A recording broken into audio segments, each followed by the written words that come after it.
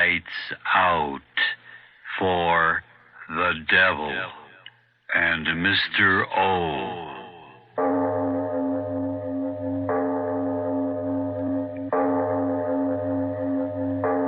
It is later than you think.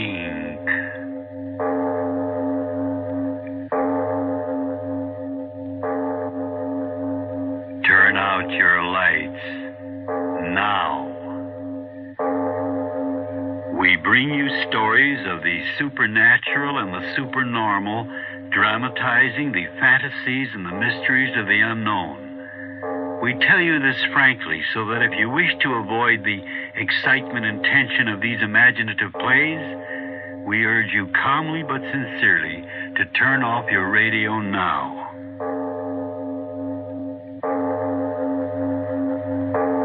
This is Mr. O. Arch Ogler. Let's go back today to another time, the time of King George III of England.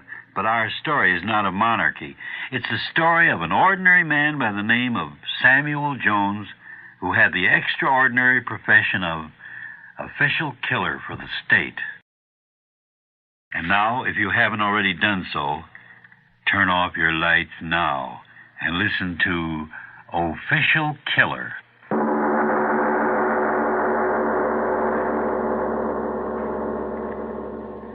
I want to be dead. Do you feel anything when you're dead? Are you hungry? Are you cold? Are you tired when you're dead? No? When I'm dead, I'll have peace. I've got to have peace. Kill myself. Yes. Bullet in my heart. The pain. I don't like pain, but it can't hurt. They say it doesn't hurt, only hanging hurts. I know it does. I've seen their faces when they cut them down, purple, black. I've seen their faces when the masks came off and there's pain in them, pain that twists their faces, grinds their teeth, and gives them living hell until at last they die. That's why I've got to use this pistol to kill myself. I can't stand pain. All I want is peace. Peace. It's getting late. I've got to do it quick before they get here. I ran much faster than they did, but they'll get here quick enough. I've got to be dead when they come in through that door. They can't bother the dead in their grave. I'll be dead, deep in the grave. Why should they blame me? I only did my duty. Someone's got to be the hangman. Someone's got... That's what he said to me that night. That's what his lordship said to me 20 years ago it was. He said... Samuel Jones, eh? Yes, your worship. What makes you think you can do this work? Oh, I just know, your worship. I know all about hanging, sir. Everything there is to know. Well... hemp rope's best, sir, hemp rope, but each rope's got to be fresh and new for every job, and you've got to keep it soap-stoned and always in a cool, dry place. Well, you do know something about it. Oh, yes, sir. Then there's a short drop and a long drop. The long drop's better, sir. I know it is. Eh? It breaks their neck, sir. Every time it breaks their neck. All right. I'll give you your chance. We're having a hanging here tomorrow. I'll let you do it. If all goes well, I'll recommend you to the prison board. If all goes well. All did go well. Why not? And there I was, executioner for His Majesty. 5 guineas a broken neck. 777 hangings in 20 years. 777 broken necks, and mine the hand that sprung the trap. 777 times. And now the hand's got a pistol in it. When they reach here, when they knock on that door, I'll press the trigger, and so I won't have to face them. None of them. 777 broken necks, and no one knew that I was the man who did it. Not even she knew it. Ellen, my own wife, not even she. I met her, married her, and she didn't know. Until that day. Infernal day, that meddling fool nosing around. It's the truth. I'm telling you, Mrs. Jones. It's God's the judge. Oh, no. There must be some mistake. No mistake at all, Mrs. Jones. No mistake at all. My husband told me. And he never makes mistakes. Not my husband. What did you say? State executioner. You know your husband's the... Oh, don't you know? Please, I don't know what you're talking about. Look here. Don't you know what your husband does? You mean the business he's in? Business. Aye, hanging's a business. Hanging? Hangings. On a rope. But what has Samuel to do with those? Mrs. Jones, are you saying you don't know that Samuel's the hangsman? You must be crazy. Oh, so I'm crazy, am I? Well, he's the hangsman, and no mistake about it. He's not. And I tell you... He's not. Get out of here. Get out. Oh, no, you don't have to be... Well, here he is. Ask him yourself. Oh, Sam. What's going on here? What's the matter? What is it, Ellen? Oh, Sam, this woman. What about this woman? What? All I've done is to tell the God's truth. Oh, Sam, she says... Says what? What? All I said was that you were the hangsman, as you are. Get out of here. Now, just a minute. Get out. Get out. All right, I'll go. Say one more word about me and I'll kill you. You hear me? I'll kill you. Meddling fools.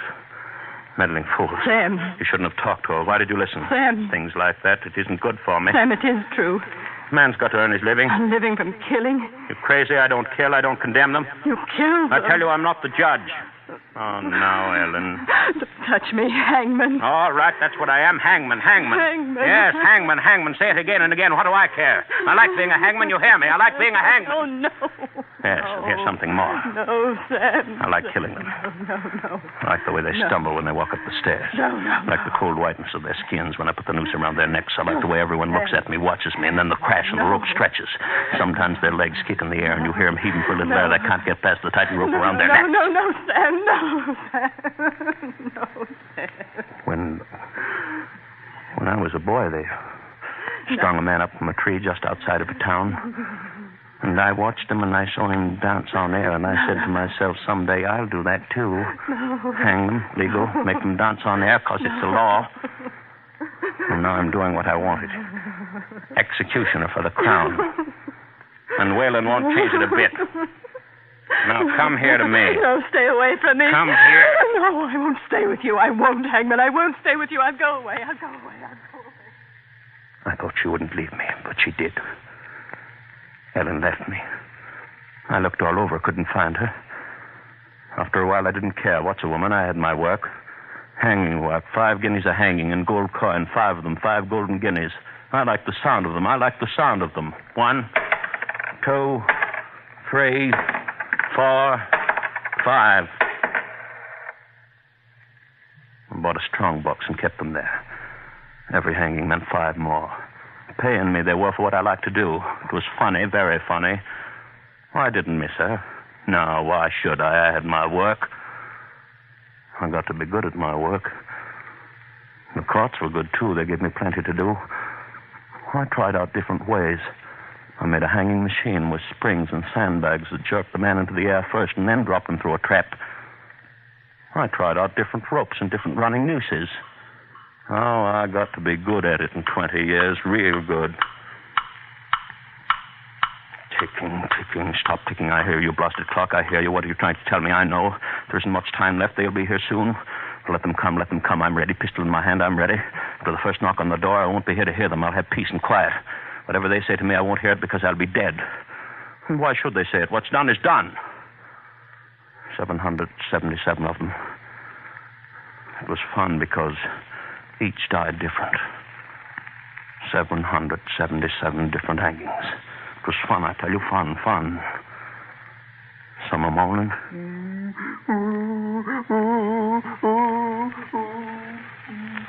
And some went to the gallows a crying.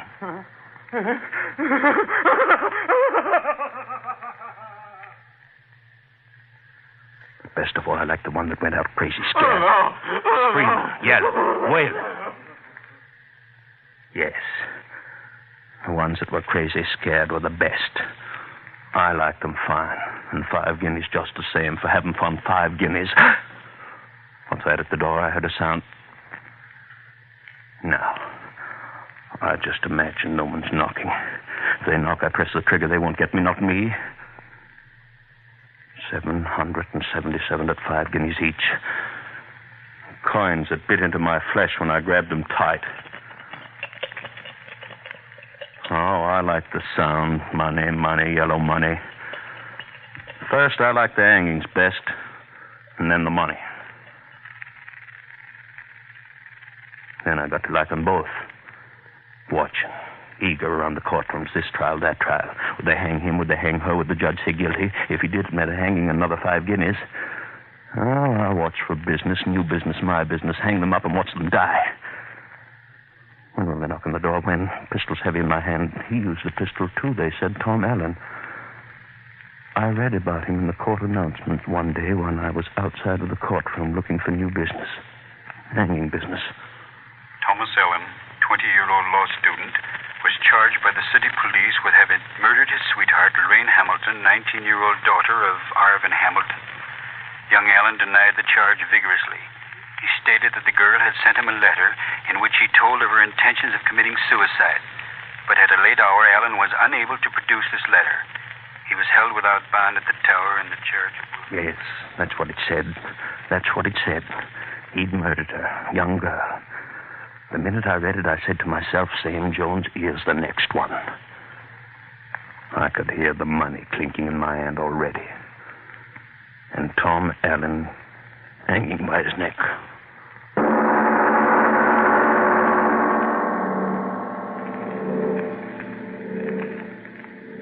We leave our The Devil and Mr. O's story of Official Killer for a short message. And now, back to our The Devil and Mr. O's story of Official Killer.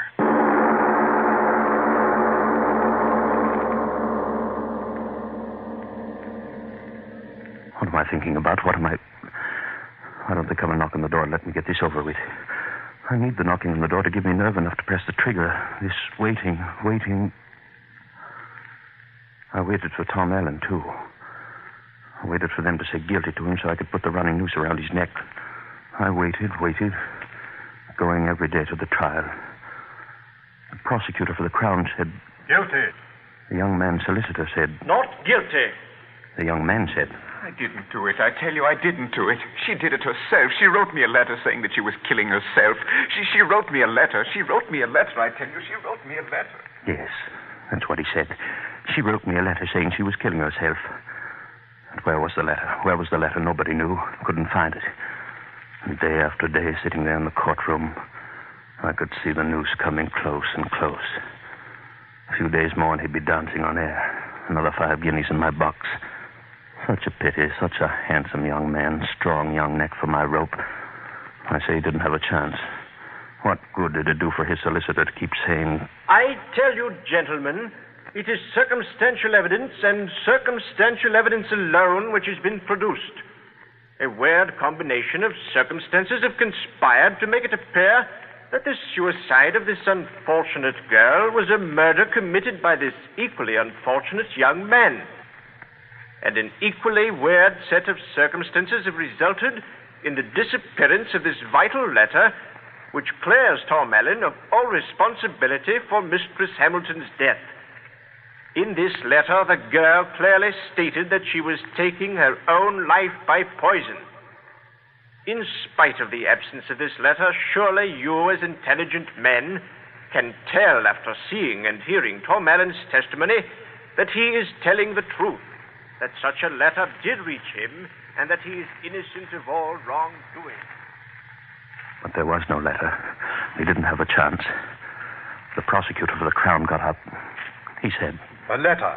The mysterious letter. And where, gentlemen of the jury, is this letter? To what mystical realms has it disappeared? This wondrous communication which so conveniently absolved Tom Allen for the death of that poor girl. Where, I ask again, is this letter? The young man has stated repeatedly that the letter was in his lodging undestroyed. But every inch of that lodging has been carefully examined, and yet the letter has not been found. And why hasn't it been found, gentlemen? I'll tell you. It is because that letter does not exist.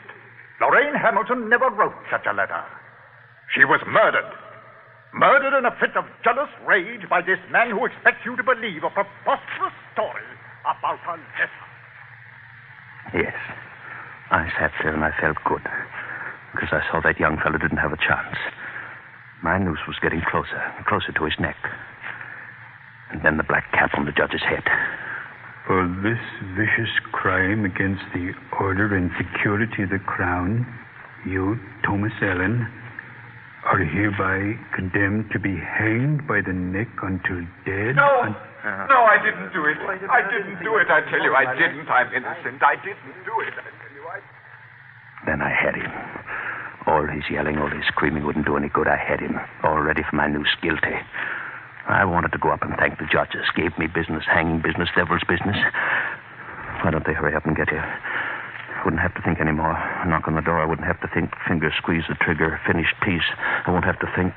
I wouldn't have to think what happened then, what happened after they said the boy was guilty. They put him in a cell, death cell, the door shut tight. And I stood and watched. They put him in a cell. 5 golden guineas in the cell. A few more weeks and he'd be mine to teach that dancing lesson on thin air. I counted every day until they'd give him to me. I peeked along the corridor watching his cell. The warden of the prison said, Well, Sam, it certainly looks as if you're going to have another customer. I suppose you heard about it. The king refused young Allen's last appeal. He hangs in 2 more days. We'll try to make his going as easy as we can. I like the lad. Too bad about that letter he says the girl wrote him. Well, no use talking about it. We've got to do our duty. Oh, by the way, if you're going past the cell, here's some books of his. His landlady sent him. Thought he might like to read them while he had the time. Take them with you, Sam, and give them to him. It'll be his last time to read. So I took the books along. Why not? Why not? Reading wouldn't save that neck. I started down the corridors with his books, down the corridors toward the death cell. Something white fell out of one of his books, and I picked it up. It was a letter, and it read, Dear Tom, I told you I was going to kill myself, and now I'm going to do it. By the time you get this, the police ought to be accusing you of murder, since undoubtedly all those people who heard us quarrel the other night will be testifying that you killed me. That's the main reason I'm sending you this letter, so that you will have some proof that the poison they'll find in me was self-administered. Forgive me. I'm just tired of living. And it was her name signed to it, hers, that girl's. The one they said he'd killed. This was the letter. The letter he'd been yelling about. The letter he wanted to save his neck. But his neck belonged to me already. 5 guineas. I stuck the letter deeper in my pocket and just waited until the night. The warden... Well, Sam, it looks as if we're going to have to go through with it. Now, I want everything done properly and no mistake. Going to have a large visitors gallery. Very distinguished people. Say, and that reminds me, there's been some woman trying to see you all day. Some woman. Don't know who she is, Sam. She says she's got to see you. Well, I wasn't seeing any woman, not that night. There was my work to do. See that everything was ready. The rope was ready. Everything perfect for a perfect hanging. It grew later and later. I could hear him in the death cell pleading with the minister. But you've got to help me, sir. You've got to get the king. He's got to believe that I didn't kill her. I didn't. Oh, won't anyone believe me? She wrote me a letter. She wrote me a letter in which she said she killed herself. She wrote me a letter, I tell you. She wrote me a letter. Yes, a letter. The letter was in my pocket, and there it was going to stay until it was all over. He couldn't live. He couldn't live now. I'd waited too long. It had been such a long time since they'd given me a good, strong neck to hang. They couldn't cheat me now. At last it was the hour. They came for him in his cell.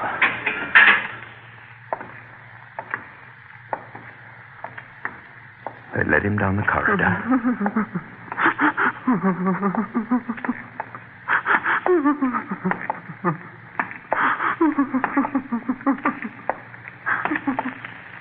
And then they were marching him up the stairs to the gallows.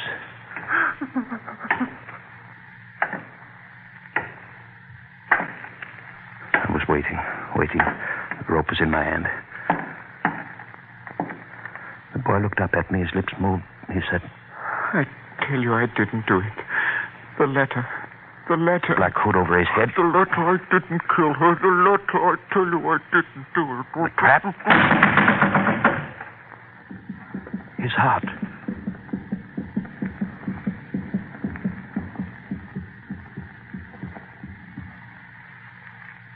This man is dead. It was done. This man is dead.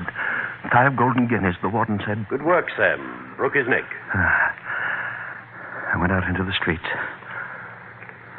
I was walking home. I felt real good. 5 golden guineas. A woman came up to me and said... Are you Sam Jones? Yes, that's me. What do you want? I haven't got time You'll have time to listen to me, hangman. Who are you? Look at me. Ellen. Yes, Ellen. Wife? Wife no longer, hangman, nor mother either. Eh? Nor mother either, and you're the thing that's done it. Oh, wait, what? I tried to reach you. I tried to tell you. They said you wouldn't see me. What could I do? What could I do? Your hand did it. Yours, hangman, yours. What are you talking about, woman? What? Tonight, Tom Allen. My maiden name was Allen. Don't you understand? You hung Tom Allen. Well, and so I did. What of it, woman? What of it? Tom Allen, hangman, was your son. No. Your son. You hear me, hangman? Your son. You hung your son. You hung your son. Your son. You hung your son. Your son. Your son. You hung your son.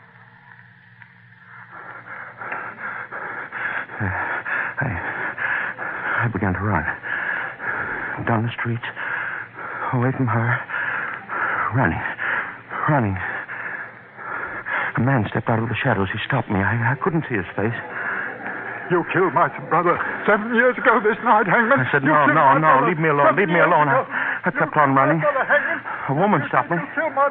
You hung my father, monster. You hung my father 11 years ago. No, I said, no, let me go. I kept on running, but they kept after me, yelling, screaming. I kept on running.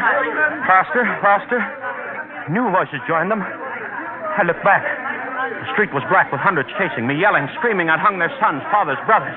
The street was black with them, I tell you, and every one of them akin to one of the 777 that had felt my rope. Chasing me. Hundreds of them yelling, screaming after my life, wanting my blood, hands outstretched like claws to catch me, tear my flesh and scratch my eyes out, running, wouldn't catch me, no! That's the way I did it. Slammed the door, lost the back of them. Every one of them, wives and sons and brothers of the 777. But they'll find me. They'll search me out. They're searching now. Yes, they'll find me. That's why my finger's on the pistol. The mob won't get me. No, the mob won't get me. Funny mob they were. Without bodies, just heads of people chasing me and yelling. They won't get me. No, they won't. When they find me here, when they knock on the door, I'll kill myself and... They're here outside the door. You won't get me. Not you. Yes, I hung your sons, husbands, killed your friends, lovers, but that's not all. I hung my son. You hear me? Hung my son for 5 guineas. Hung my son.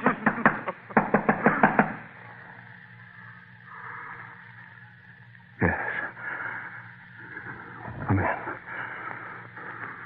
Come in, all of you, and see me die.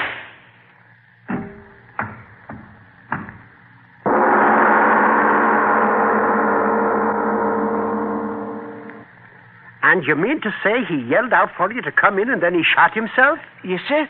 It's the God's truth. I knocked on the door. He yelled, come in, all of you, and see me die. And when I opened the door, bang, he did it. And what were you banging on his door for this early in the morning? What were you after? After nothing. I was looking for MacDonald. Lives next house. I just knocked on the wrong door.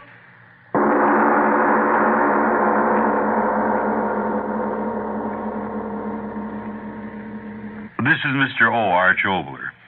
Before we talk about next week's play, might I get a little nostalgic? In other words, look over my shoulder at yesterday? Have you ever stopped to think that if you go back into the imaginative literature of the past, call it fiction or science fiction or what have you, you'd be able to anticipate many of the great inventions and discoveries of the present, from landings on the moon, to space travel, to other planets, to television, yes, radio, three-dimensional movies, faster-than-sound airplanes. Some writer at some time long before the invention was even a gleam in the eye of an inventor, that imaginative writer put it all down on paper for the amusement of his readers, which brings me to next week's play titled The Hungry One. But in my usual striptease manner, I'll tell you more about that right after this. This is Mr. O once more. Almost 30 years ago, I stood on my ranch, and across the nighttime sky flared a fantastic meteorite, so close that I thought it would strike right next to me. But as it came closer and closer, suddenly it flared up in its final pyrotechnics as the protective air around this globe heated it beyond the melting point of its stellar constituents. So, on that night so many years ago, I began to think, what if in that great meteorite that I'd just seen blow up in space, had been travelers from another galaxy trying desperately to reach us. Now, mind you, that was many years before television and movies filled our screens with visitors from space. So, as I said at the start, next week some nostalgia. A 30-year-old story about travelers in space and a very macabre story titled The Hungry One. Next week.